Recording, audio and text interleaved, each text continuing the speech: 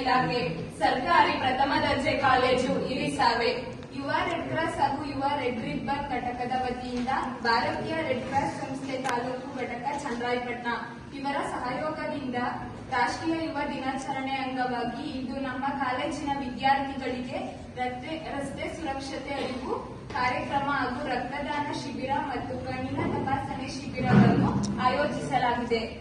ಕಾರ್ಯಕ್ರಮವನ್ನು ಪ್ರಾರ್ಥನೆ ಮೂಲಕ ಚಾಲನೆ ನೀಡಲು ಬರುತ್ತಿದ್ದಾರೆ ನಮ್ಮ ಕಾಲೇಜಿನ ವಿದ್ಯಾರ್ಥಿನಿ ಛಾಯಾ ಮತ್ತು ಕಾವ್ಯ.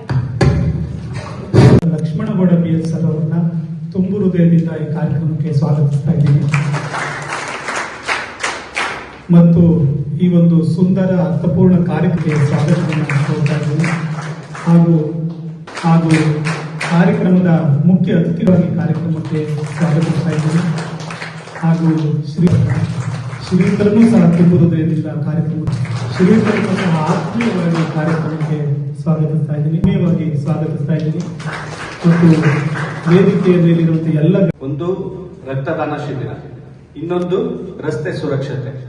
ನಿಮ್ಗಳಿಗೆ ಗೊತ್ತಿರಬಹುದು, ರಸ್ತೆ ಸುರಕ್ಷತೆನ ಕರೆಕ್ಟ್ ನೀವು ಪಾಲನೆ ಮಾಡಿದ್ರೆ ಇನ್ನೊಬ್ರಿಗೆ ರಕ್ತದಾನನೂ ಮಾಡ್ಬೋದು, ನೀವು ಜೀವನ ಪರ್ಯಂತ ಜೀವಂತವಾಗೂ ಉಳಿಬಹುದು. ಹೌದಲ್ಲ? ನೀವುಗಳು ಚೆನ್ನಾಗಿದ್ರೆ ತಾನೆ ಎಲ್ಲ ಏನ್ ಮಾಡ್ಲಿಕ್ಕೂ ನೀವು ಯಾರು ಚೆನ್ನಾಗಿರ್ಬೇಕು? ನಾವುಗಳು ಚೆನ್ನಾಗಿದ್ರೆ ನಾವು ಚೆನ್ನಾಗಿರ್ಬೇಕು ಅಂದ್ರೆ ರಸ್ತೆಯಲ್ಲಿ ಯಾವ ರೀತಿ ಹೋಗ್ಬೇಕು? ಸೇಫ್ಟಿಯಾಗಿ ಹೋಗ್ಬೇಕು. ಹೌದಾ? ಓಕೆ, ಎಷ್ಟು ಜನ ಸೇಫ್ಟಿಯಾಗಿ ಹೋಗ್ತೀವಿ ಇರೋರಲ್ಲಿ? ಆದ್ರೆ ಪ್ರಾಮಾಣಿಕವಾಗಿ ಆನ್ಸರ್ ಮಾಡಿ. ಯಾಕಂದ್ರೆ ನಿಮ್ಗಳಿಗೆ ನಮ್ಮ ಉದ್ದೇಶ ಇಷ್ಟೇ, ಅಟ್ಲೀಸ್ಟ್ ಇದೊಂದೇ ಕಾರ್ಯಕ್ರಮ ಅಲ್ಲ. ಈಗ ಮೊನ್ನೆ HIV ಜಾಗೃತಿ ಕಾರ್ಯಕ್ರಮ ನಿಮ್ಮ ಶಾಲೆಯಿಂದ ಆಯೋಜನೆ ಮಾಡಿದ್ರಲ್ಲ, ನೀವು ಪ್ರಾಮಾಣಿಕವಾಗಿ ಆನ್ಸರ್ ಮಾಡ್ರಪ್ಪ. ನೀವು ಎಷ್ಟು ಜನ ಅದನ್ನ ಅಳವಡಿಸ್ಕೊಂಡ್ರಿ ಅಂದ್ರೆ ಅಟ್ಲೀಸ್ಟ್ ಓಕೆ, ನನ್ಗೆ ಈ ಕಾಯಿಲೆ ಅಂದ್ರೆ ಏನು, ಈ ಯಾಕೆ ಮಾತಾಡ್ತಾ ಇದ್ದೀನಿ ಅಂದ್ರೆ, ನಿಮ್ಗೆ ಓದುವಂತ ಸಂದರ್ಭದಲ್ಲಿ ಪ್ರತಿ ಅವರು ಕೂಡ ಬಹಳ ಇಂಪಾರ್ಟೆಂಟ್. ಮೇ ಬಿ ಅದು ನಿಮಗೆ ಇಲ್ಲದೆ ಇರ್ಬೋದು, ನಿಮ್ ಟೀಚರ್ಸ್ ಗಳಿಗೆ ಇರ್ತದೆ. ಅಂದ್ರೆ ಈ ಮಕ್ಕಳುಗಳಿಗೆ ನಾವು ಇದನ್ನ ಕಂಪ್ಲೀಟ್ ಮಾಡ್ಬೇಕು, ಮಕ್ಕಳುಗಳಿಗೆ ನಾವು ಇದನ್ನ ಕಲಿಸ್ಬೇಕು ಅನ್ನೋದು ಆ ಪರಿಕಲ್ಪನೆ ನಿಮ್ಮ ಶಿಕ್ಷಕರುಗಳಲ್ಲಿ ಇರ್ತದೆ. ಈಗ ಕೇಳೋ ಮನೋಭಾವನೆ ಇರುವಂತ ವಿದ್ಯಾರ್ಥಿಗಳು ಬಹಳ ಕಡಿಮೆ, ಅದು ಅರ್ಥ ಆಗ್ತದೆ ನನಗೂ.